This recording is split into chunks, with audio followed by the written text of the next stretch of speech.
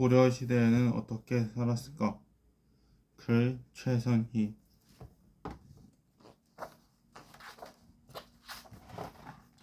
통일신라는 나라 살림이 점점 어려워지면서 기울어져 갔어요.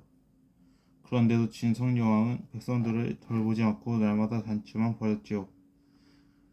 그리고 모자란 돈은 백성들의 세금을 더 걷어 해결하려고 했어요. 여봐라, 맛있는 음식을 내오고 풍악을 울려라. 그러자 나라를 싫어하는 사람들이 점점 늘어났어요. 결국 결혼과 궁예는 많은 사람을 모아 새 나라를 세웠어요. 900년 견훤은 남쪽에 후 백제를 세웠어요. 그리고 궁예는 902년 지금의 강원도 일대에 후 고구려를 세워 순식간에 힘을 키웠지요. 우리 후 고구려는 고구려의 뜻을 그대로 이어갈 것이다. 이렇게 해서 한반도에는 신라, 후 백제, 후 고구려가 함께 지내는 후삼국 시대가 열렸어요. 그런데 시간이 지나갈수록 궁예는 제멋대로 나라를 다스렸어요. 심지어 자기 기분에 따라 죄 없는 백성들의 목숨을 빼앗기도 했지요. 새 임금이 필요해. 아마 왕건이라면 우리를 잘 보살펴줄 거야.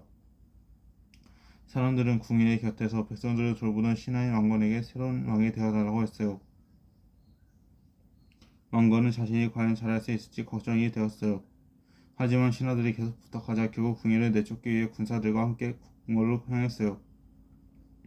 궁예는 왕건의 피해 달아나고 다시는 돌아오지 못했지요. 마침내 918년 왕건은 새 나라 고려를 세우고 임금이 되었어요. 왕건이 왕위에 오른 뒤 고려의 힘은 점점 쓰졌지요.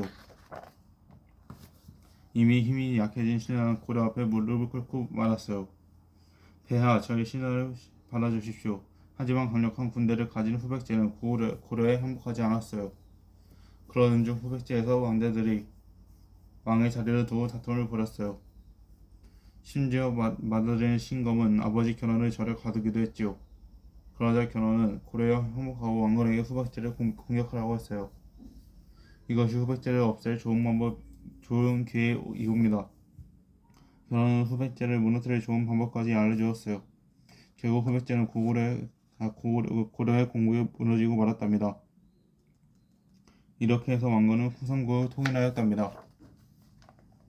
왕건은 백성을 위하는 마음으로 나라를 다스렸어요. 백성들이 편히 쉴 수 있도록 세금을 적게 거두어라. 그러나 점차 왕건을 따르는 백성들이 늘어났지요. 드디어 살만한 세상이 왔구나. 왕건은 북쪽의 옛 고구려 땅을 되찾기 위해서도 노력했어요. 백성들은 덩실덩실 춤을 추며 풍요로운 나날을 보냈지요. 그런데 지방에서는 일부 호족들이 힘을 키우려고 일반 백성의 노비로 마구 삼고 있었어요. 그래서 고려의 네 번째 임금인 광종은 호족의 힘을 약하게 하고 백성을 편안하게 하고자 억울하게 노비가 된 사람들을 해방시켜 주었지요. 하지만 호족들의 힘은 줄지 않았어요. 그래서 광종은 과거시험 제도를 만들었어요. 이제부터는 과거시험을 통해 능력 있는 자를 뽑아 나라의 중요한 일을 맡기도록 하겠다. 아니 그렇다면 우리의 벼슬을 빼앗겠다는 말이잖아.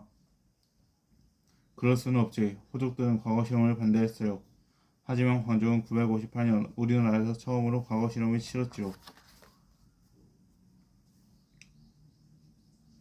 993년 고려의 여섯 번째 왕인 성종이 고려를 다스릴 때 요나라가 수십만 군사를 이끌고 고려를 쳐들어왔어요. 요나라는 거란족이 세운 나라로 발해를 무너뜨린 나라이기도 했지요. 그러자 고려의 신하 서희는 거란의 장수 소순영에게 가서 고려를 쳐들어온 이유를 물었어요. 고려는 신라의 옛 땅에서 일어났어. 그래서 우리 요나라가 고구려의 옛 땅을 가졌는데 왜 고려는 그 땅을 빼앗아서 그리고 가까운 요나라를 두고 왜 멀리 떨어진 송나라를 섬기는 것이오. 소순영의 말 속에서 서희는 고려와 친하게 지내고 싶은 요나라의 속마음을 읽었어요. 우리 고려는 고구려의 뜻을 이어 세워진 나라오.